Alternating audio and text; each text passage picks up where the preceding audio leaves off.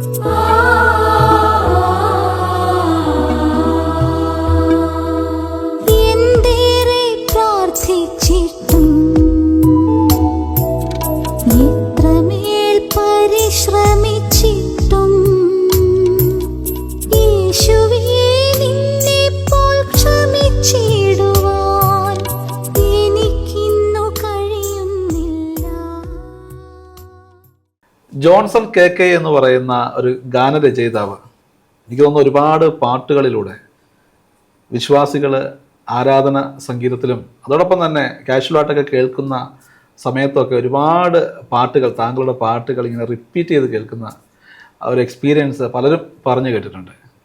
നമ്മുടെ ബെത്ലഹേം ടി വിയുടെ musical test മണിയിൽ വന്ന KG പീറ്റർ താങ്കളുമായിട്ട് ചേർന്നുള്ള വർക്കിനെ കുറിച്ചും, അല്ലെങ്കിൽ നിങ്ങൾ തമ്മിലുള്ള ഒരു ഗാനം പിറന്നത് വലിയ ഹിറ്റായി മാറിയ ദൈവത്തിൻ്റെ കുഞ്ഞല്ലേ എന്ന് പറയുന്ന ആ ഗാനത്തെക്കുറിച്ചൊക്കെ ഷെയർ ചെയ്യുകയുണ്ടായി. എങ്ങനെയാണ് ഈ ഭക്തിഗാന രംഗത്തേക്ക് ജോൺസൺ കെ എന്ന് പറയുന്ന വ്യക്തി കടന്നു വന്നത്? സഹോദരൻ പറഞ്ഞ പോലെ ഭക്തിഗാന രംഗത്തേക്ക് ഞാനങ്ങനെ കടന്നു വരാൻ മനഃപൂർവ്വം ആഗ്രഹിച്ച് അങ്ങനെയൊന്നും വന്ന ഒന്നുമല്ല. എന്തോ ദൈവം എന്നിലൂടെ പ്രവർത്തിക്കുകയും ഒത്തിരി സന്തോഷം ദൈവം എന്നിലൂടെ, അല്ലെങ്കിൽ നിസാരനും ഒന്നും അറിയാത്ത എനിക്ക് ദൈവം നൽകിയ ഒരു സമ്മാനം എന്ന് മാത്രമേ ഈ സംഗീത ജീവിതത്തെക്കുറിച്ച് പറയാൻ പറ്റുള്ളൂ. കാരണം എനിക്ക് ഇതിനെക്കുറിച്ച് വലിയ ധാരണയൊന്നുമില്ല.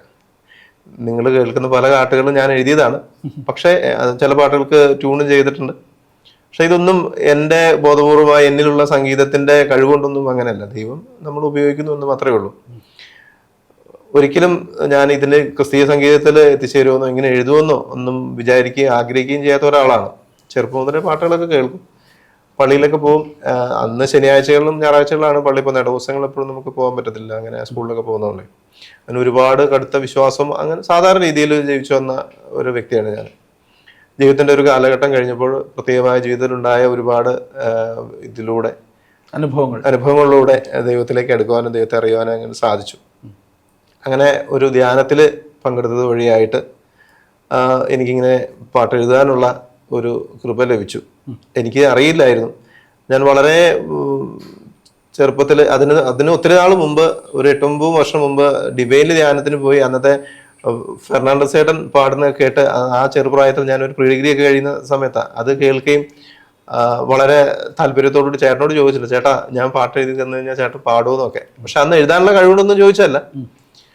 പിന്നീട് അപ്പൊ ചേട്ടൻ പറഞ്ഞു, ശ്രമിക്കും, ഞാൻ നോക്കാന്ന് പറഞ്ഞു. പക്ഷെ അതൊരിക്കലും നടക്കുന്ന അന്ത സമയത്ത് ചേട്ടൻ്റെ തിരക്കും പിന്നെ ഞാൻ അതൊക്കെ വിട്ടുപോയി. പിന്നെ അതൊക്കെ ശേഷം ഒരു 9 വർഷത്തിന് ശേഷമാണ് ഞാൻ പിന്നീട് ധ്യാനത്തിന് പോകും ഇങ്ങനെ പാട്ട് എഴുതാനുള്ള കൃപ ലഭിക്കുകയാണ് ചെയ്തത്. എനിക്കറിയില്ലായിരുന്നു എങ്ങനെയാണെന്ന്. അപ്പൊ ധ്യാനം കൂടി ഞാൻ പിന്നീട് പോയി കഴിഞ്ഞ സമയത്ത് ഇങ്ങനെ ഉള്ളിലേക്ക് പല വരികൾ ഇങ്ങനെ വരികയും ചെയ്തു. അത് എന്താണെന്ന് എനിക്ക് മനസ്സിലായില്ല. അങ്ങനെ കുറെ ആയി കഴിഞ്ഞപ്പോൾ ആവർത്തിച്ച് കഴിഞ്ഞപ്പോൾ ഞാനിത് എഴുതാനുള്ളൊരു ഇതാണെന്ന് മനസ്സിലായ ശേഷം ഞാനത് ഒരു പേപ്പറിൽ എഴുതി കുർബാനയ്ക്ക് കൊണ്ട് അച്ഛനെടുത്ത് കൊടുത്തു, സമർപ്പിച്ച് പറഞ്ഞു, അച്ഛാ എനിക്ക് ഇതേപോലെ ഇങ്ങനെ പാട്ട് എഴുതാൻ ഇങ്ങനെ ഉള്ളു വരുന്നുണ്ട്, അച്ഛനൊന്ന് പ്രാർത്ഥിക്കണം എന്ന് പറഞ്ഞു. സമർപ്പിച്ചത് എൻ്റെ ഒരു കാഴ്ചയാണ്, അപ്പോൾ അതുകൊണ്ട് സമർപ്പിച്ച് പ്രാർത്ഥിക്കണം എന്ന് പറഞ്ഞു. അങ്ങനെ അച്ഛനത് കുർബാനയിൽ സമർപ്പിച്ച് പ്രാർത്ഥിച്ചു. പക്ഷെ അതിനുശേഷം എനിക്ക് ഇരിക്കുമ്പോഴും നടക്കുമ്പോഴും പോകുമ്പോഴും ഒക്കെ ഈ പാട്ടുകൾ ഇങ്ങനെ വന്നുകൊണ്ടിരുന്നു. അത് അന്ന് ഞാൻ ഇങ്ങനെ ഓരോ എഴുതി വെച്ചു. അതിന്റെ പല്ലവി അനുപല്ലവി ചരണം, അതിന്റെ ഫോർമാറ്റ് ഒന്നും എനിക്കറിയില്ല എങ്ങനെയാണെന്നുള്ളത്. അങ്ങനെ എഴുതി വെച്ചു. പിന്നീട് ഞാൻ ഒത്തിരി നാളുകൾ ഇതിന് പാട്ട് ചെയ്യാൻ വേണ്ടി പലരുടെയും പുറകെയൊക്കെ ഇങ്ങനെ പോയിട്ടുണ്ട്. പക്ഷെ അവരാരും നമ്മളന്നേരം മൈൻഡ് ചെയ്തിട്ടില്ല. ഒരു ദൈവാനുഗ്രഹമാണ്. കാരണം അവരന്ന് അങ്ങനെയൊക്കെ ചെയ്തു കഴിഞ്ഞാൽ അത് അവിടെ ഒതുങ്ങിപ്പോയത്. പദ്ധതിയായിരുന്നു. അതെ, അതിനുശേഷം അതുകൊണ്ടാണ് പിന്നീട് ഞാൻ ആ പാട്ടുകൾ എടുത്തു വെക്കുകയും പ്രാർത്ഥിക്കുകയൊക്കെ ചെയ്തു. ഞാൻ ആ ധ്യാന സെന്ററിൽ പോയി ഞാൻ എഴുതി പാട്ടിന്റെ ബുക്ക് ബലിപീഠത്തിൽ വെച്ച് കുർബാന അർപ്പിക്കും, വൈദ്യം കുർബാന അർപ്പിക്കുമ്പോൾ അത് സമർപ്പിച്ച് പ്രാർത്ഥിച്ചിട്ടുണ്ട്. അനേകം നാളുകൾ പ്രാർത്ഥിച്ച ശേഷം അങ്ങനെയാണ് എനിക്ക് പിന്നീട് ഗാനശുശ്രൂഷ രംഗത്തുള്ള പല ആൾക്കാരുമായി ബന്ധപ്പെടാനിടയായി. ബഹുമാനപ്പെട്ട ഷാജി തുമ്പച്ചർ അച്ഛനാണ് എന്നെ ഇൻട്രൊഡ്യൂസ് ചെയ്ത് പാട്ട് വരുന്നത്. പിന്നെ പീറ്റർ ചേരാലൂര്, അങ്ങനെ കേരളത്തിലെ ഒട്ടുമിക്ക എല്ലാ ഗാന രംഗത്തുള്ള ആൾക്കാരുമായി കൂടുതൽ പ്രവർത്തിക്കാനായിട്ട് സാധിച്ചു. സംഗീത സംവിധായകന്മാരായിട്ട് കൂടുതൽ ചെയ്യാനായിട്ട് സാധിച്ചു. ഈ ഗാനം ദൈവത്തിന്റെ കുഞ്ഞല്ലേ എന്നുള്ള ഈ ഗാനം എഴുതാനുള്ള ഒരു സാഹചര്യം അത് കഴിഞ്ഞ് പിന്നീട് ഒരിക്കലും ഞാൻ ആ ധ്യാനകേന്ദ്രത്തിൽ ധ്യാനത്തിന് പോയ സമയത്ത് അവിടെ ക്ലാസ് എടുത്തിരുന്ന സഹോദരൻ പറഞ്ഞു, നമ്മളെല്ലാം ദൈവത്തിന്റെ മക്കളാണ് എന്ന് പറയണ്ടായി. അത് 2-3 വട്ടം അങ്ങനെ പറഞ്ഞപ്പോൾ എൻ്റെ കാതിൽ ഈ പാട്ട് പറഞ്ഞു കഴിഞ്ഞാൽ ഇപ്പൊ വിശ്വസിക്കുമെന്ന് എനിക്ക് അറിയത്തില്ല, വെറും 2-3 മിനിറ്റ് കൊണ്ട് എഴുതിയൊരു പാട്ടാണ് ദൈവത്തിന്റെ. എന്റെ കാതുകളിലേക്ക് ഇങ്ങനെ സ്വരം കേൾക്കുകയാണ്. ഈ പാട്ട് ഇങ്ങനെ പറഞ്ഞു തരികയാണ്, ദൈവത്തിന്റെ കുഞ്ഞല്ലേ നീ സങ്കടത്താൽ വാടിയിടല്ലേ, സഹനങ്ങൾ കൃപകളാക്കാൻ യേശുവിന്റെ ക്രൂശി നൽകും. അന്ന് സഹനത്തെ കുറിച്ചൊക്കെ ക്ലാസ്സുകൾ ഉണ്ടായിരുന്നു, പല ക്ലാസ്സുകൾ ഉണ്ടായിരുന്നു. പിന്നെ നമുക്ക് ജീവിതത്തിലെ ആവശ്യത്തിൽ കൂടുതൽ ഈ സാധനം ഉണ്ടല്ലോ, എല്ലാവർക്കും ഉള്ളതും എനിക്ക് ഇങ്ങനെയാണെന്ന് തോന്നുന്നു. ആ പാട്ട് അങ്ങനെ എഴുതി. പിന്നീട് ഞാൻ ഒരു സംസാരമധ്യേ പീറ്റേറിന്റെ അടുത്ത് ഞാൻ ഇങ്ങനെ പാടി കേൾപ്പിച്ചു. അത് പീറ്റേടൻ പിന്നീട് അത് കുറെയൊക്കെ രൂപമാറ്റമൊക്കെ വരുത്തി ചിട്ടപ്പെടുത്തി.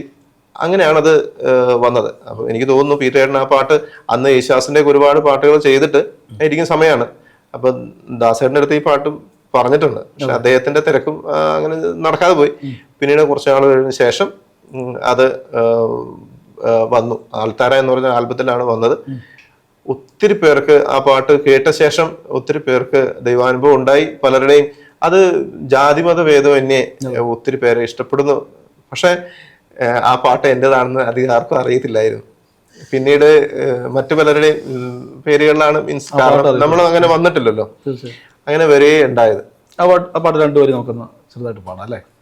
അതെ, ഞാൻ ആദ്യമേ പറയാം, എനിക്ക് പാടാനുള്ള വലിയ കഴിവൊന്നുമില്ല. പിന്നെ നമ്മുടെ ഒരു ആഗ്രഹത്തിന് പാടുന്നു എന്നുള്ളത് മാത്രമേ ഉള്ളൂ.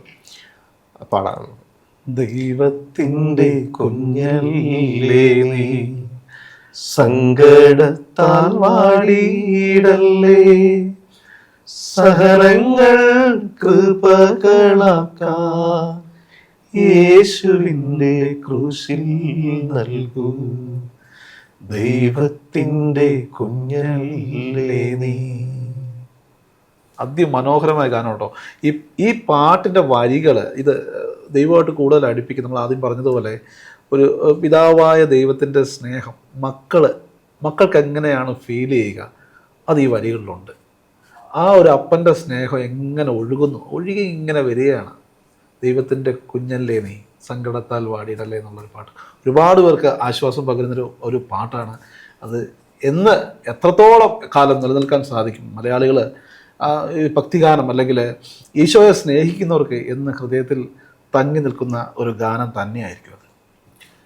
അതിനുശേഷം വരുമ്പോൾ ജോൺസൺ KK എന്ന് പറയുന്ന ഒരു ഗാനരചയിതാവിൻ്റെ അല്ലെങ്കിൽ ഒരു മ്യൂസിഷ്യൻ്റെ സംഗീത യാത്രയിൽ മാതാവ് ഒപ്പമുള്ള ഒരു കാഴ്ച എനിക്ക് കാണാൻ സാധിച്ചിട്ടുണ്ട്.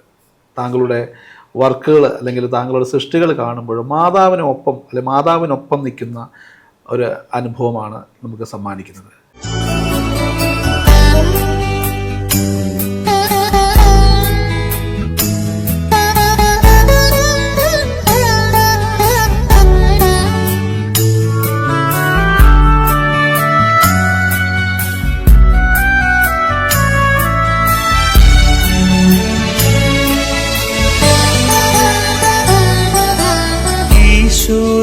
വഹിച്ചൊരാ ഉദരത്തിലായി ആത്മീയമായി എന്നെ വഹിക്കണമേ. ഈശോ ഈശോയെ വഹിച്ചൊരാ ഉദരത്തിലായി ആത്മീയമായി എന്നെ വഹിക്കണമേ. അമ്മേ മാതാവേ നിൻ മകനായി എനിക്കൊരു പുതുജന്മമേകേണമേ. അമ്മേ മാതാവേ നിൻ മകനായി എനിക്കൊരു പുതുജന്മമേകേണമേ. അമ്മേ അമ്മേ നീ എന്റെ ആശ്രയമേ. അമ്മേ അമ്മേ നീ എന്റെ ആനന്ദമേ.